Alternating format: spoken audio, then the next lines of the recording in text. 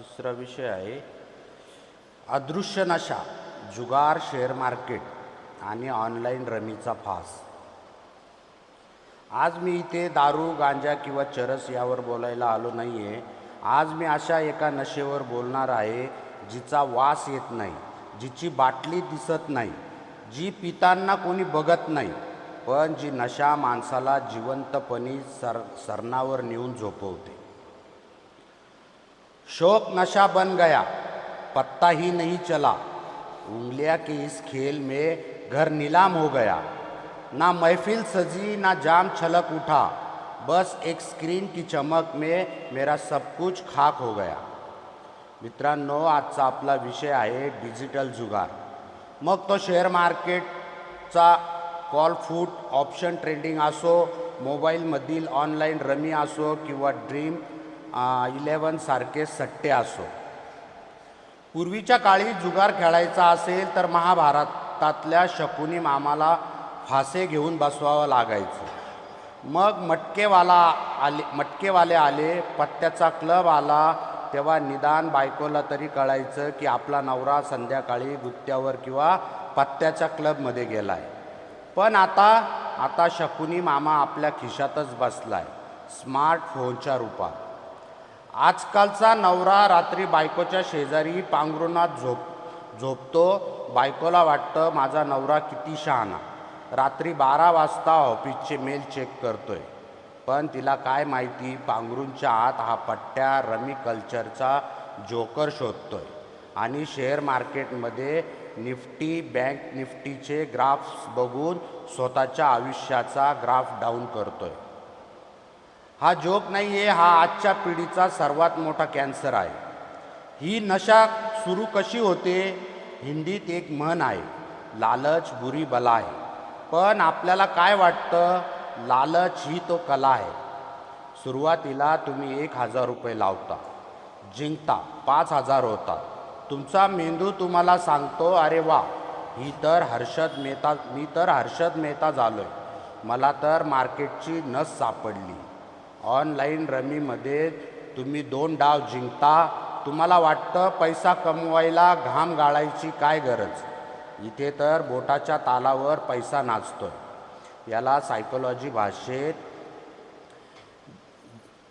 Beginner लक म्हणतात. तो जुगार तुम्हाला पहिल्यांदा मुद्दाम जिंकू देतो.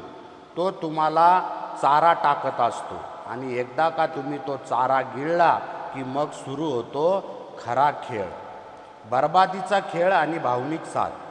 पण एक दिवस मार्केट पडतं, तुमचा डाव उलटतो, तुम्ही हारता. इथे सुरू होतो सगळ्यात खतरनाक टप्पा, लॉस रिकव्हरी. गेलेला पैसा परत मिळवण्याची धडपड. तुमचे 50,000 गेलेत, ते परत मिळवण्यासाठी तुम्ही 1,00,000 लावता, तेही जातात. मग तुम्ही काय करतात? मित्रांकडून उसने घेतात, नातेवाईकांना खोटं सांगतात. आई आजारी आहे, बायकोचं ऑपरेशन आहे.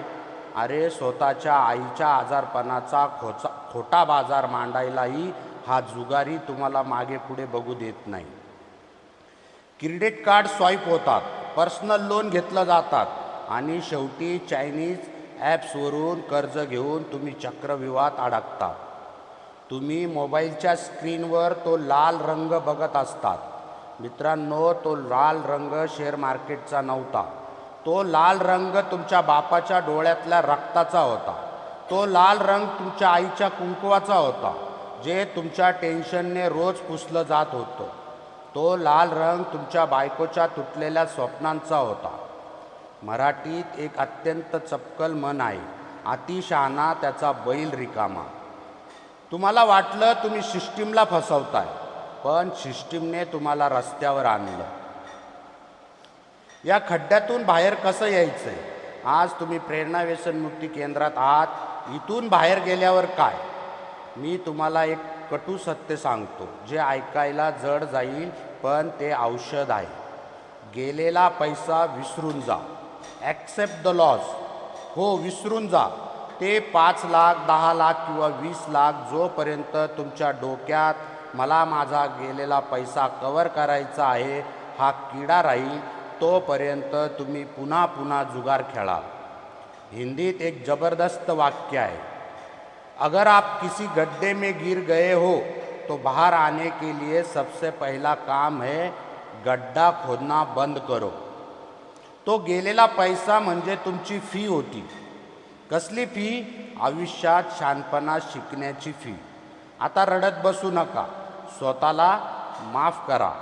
मित्रांनो, पैसा गेलाय, आयुष्य नाही. शून्य झालात ना, मग काय झालं? शून्याला स्वतःची किंमत नसते, पण तो ज्याच्या पाठीमागे उभा राहतो त्याची किंमत 10 पटीने वाढवतो. आजपासून ठरवा, मोबाईल हे माझं हत्यार असणार आहे, माझी फाशीची दोरी नाही. घाम गाळून कमवलेला 100 रुपयात जी शांत झोप लागते ना, ती रम्मीमध्ये जिंकलेल्या 1 लाखात कधीच लागत नाही. कारण कष्टाच्या पैशाला लक्ष्मी म्हणतात आणि जुगाराच्या पैशाला अलक्ष्मी. लक्ष्मी घर बांधते आणि अलक्ष्मी घर जाळते. SNBT फाउंडेशन हीच इच्छा आहे की तुम्ही इथून जाताना एक नवा माणूस बनून जावं. जाता जाता या 2 ओळी फक्त काळजात कोरून ठेवा. गिरा हूँ आज मैं तो क्या हुआ, उठना अभी बाकी है. इस कज्जों के तूफान से मेरा लड़ना अभी बाकी है. मिटा दिया है जिस जुए ने मेरी हस्ती को, उसी राख में मेरा एक नया सूरज बनना अभी बाकी है. उठा, स्वतःला सांगा, मी संपलेलो नाही आहे, मी नव्याने सुरुवात करणार. जय हिंद, जय महाराष्ट्र.